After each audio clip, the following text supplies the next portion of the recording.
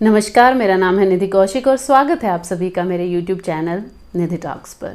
आज फिर से मैं आपके सामने एक किताब लेकर आई हूँ जिसका नाम है Angoothi ka Bhoot, written by mister Manish Sharma and published by Ekatra publication. Manish Sharma ji ABP news में सीनियर प्रोड्यूसर हैं और उनकी ये दूसरी किताब है।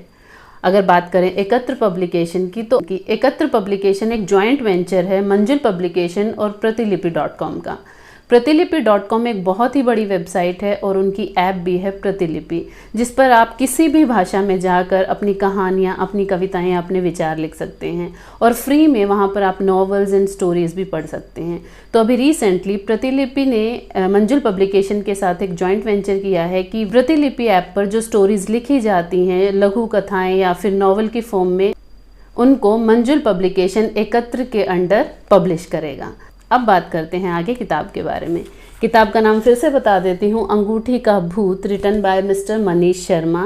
नाम पढ़कर पहले मुझे लगा कि कोई बच्चों वाली कहानी ना हो, फिर मैंने जैसे जैसे धीरे धीरे पढ़ना शुरू किया तो कहानी है एक लड़की की जिसका नाम है नेहा।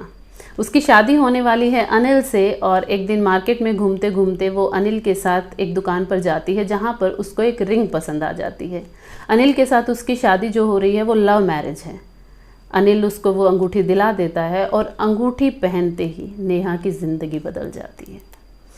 क्यों बदल जाती है नेहा की ज़िंदगी? क्योंकि अंगूठी को पहनते उसे अजीबोगरीब सपने आने लगते हैं। वो जैसे ही नींद के आगोश में जाती है वो एक अलग ज़िंदगी जीने लगती है और धीरे धीरे उसकी सपनों की ज़िंदगी उसकी असल ज़िंदगी पर इतनी हावी होने लगती है कि उसके सारे रिश्ते और सब कुछ उससे दूर होने लगता है। वो काम पर ध्यान नहीं दे पाती है, वो अनिल से बात नहीं कर पाती है और वो धीरे धीरे अपने सपनों की दुनिया में और गहरे उतरती जाती है। लेकिन जैसे जैसे वो हर रोज़ सपने में आगे बढ़ती है, कुछ अजीबोगरीब खुलासे उसके सामने होने लगते हैं। इस कहानी में नेहा को सपनों की दुनिया में मिलने वाले एक लड़के से प्यार हो जाता है और धीरे धीरे वो अनिल से दूर होने लगती है। और सपनों में मिलने वाले उस लड़के जिसका नाम है जय, जब उसकी असलियत नेहा के सामने आने लगती है तो वो और ज़्यादा घबराने लगती है। अब कहानी में आपको किताब पढ़कर ये पता लगाना है कि नेहा कैसे अपने सपनों की दुनिया और असली दुनिया को बैलेंस कर पाएगी।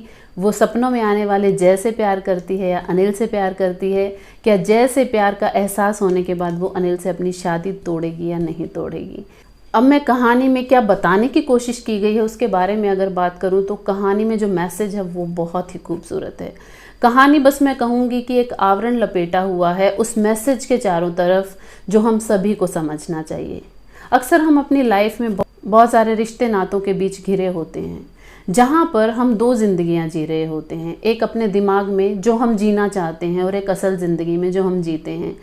कहीं ना कहीं हम एक मिक्स्ड पर्सनैलिटी के साथ हर रोज़ रिएक्ट करते हैं क्योंकि हम फ्रस्ट्रेटेड रहते हैं। जो हम चाहते हैं वो हमें नहीं मिलता और जो हमारे साथ हो रहा होता है वो हमें चाहिए नहीं।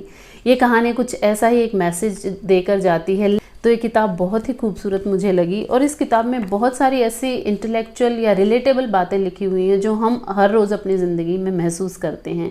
उनमें से कुछ लाइनें मैं आपके सामने पढ़ना चाहूँगी। दिलचस्प ये है कि चिंता वो भावना है जो पलटकर कभी कुछ नहीं देती। जैसे चिंता से समाधान नहीं मिलता, चिंता समस्या को सुलझाती भी नहीं है। चिंता आपकी ऊर्जा को सोख लेती है और आप जो कर सकते हैं वो भी नहीं कर पाते। चिंता को आप डर की बेटी भी कह सकते हैं। दिलचस्प ये है कि डर का एक बेटा भी है, वो है साहस। सोचिए, चिंता और साहस दोनों की उपज डर से होती है, लेकिन दोनों का असर और तासीर एकदम अलग है। सीधा सा मतलब ये है कि हमारी ज़िंदगी इस पर डिपेंड करती है कि हम लाइफ में क्या चूज़ करते हैं, गिव अप करना या आगे बढ़ना। और आपको ये देखना है कि नेहा क्या चूज़ करती है, जय या अनिल। सेम वही, गिव अप करना या आगे बढ़ना। सो अब बात करते हैं नरेशन की। नरेशन बुक की बहुत सिंपल और सरल है। पढ़ते हुए ऐसा लग रहा था कि वो कहानी आप जी रहे हैं, आप नेहा से बिल्कुल रिलेट कर पाते हैं, नेहा की कही हुई बात को आप फील कर पाते हैं, उसके हर एहसास को आप अपने अंदर उतरते हुए देखते हैं। किताब बहुत छोटी सी है, 121 पेजेस हैं जिसको आप 2 दिन में आसानी से पढ़ सकते हैं। So I highly recommend this book and thank you Ekatra publication for sending me this book and thank you everyone for watching the video.